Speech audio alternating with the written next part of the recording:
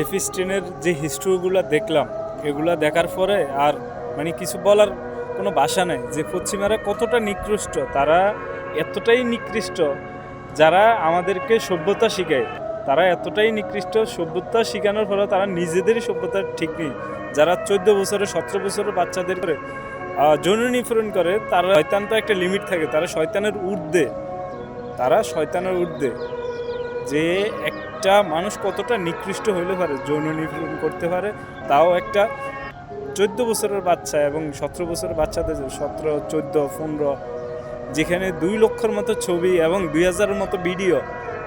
জেফি স্টিনের একটা ফাইল নথি লিক হয়েছে, তাতে ডোনাল্ড ট্রাম্প, বিল গেটস, বড় যারা নেতা আছেন, বড় বড় যারা সেলিব্রিটি আছেন, বড় বড় মিলেনিয়ার আছেন, তাদের সবার এখন ঘুম হারাম হয়ে গেছে যে একটা নথি লিক হওয়ার পরে আমরা দেখতেছি তারা মুখোশের আড়ালে কতটা নিকৃষ্ট। তারা আসলে মানে এটা ইমাজিন করার মতো না যে একটা মানুষ কতটা নিকৃষ্ট হইলে পারে, যে এই যে বাচ্চাদেরকে মানে নিপীড়ন করার পর আবার সুফের সাথে খায়, তারা আনন্দ ফুর্তি করে।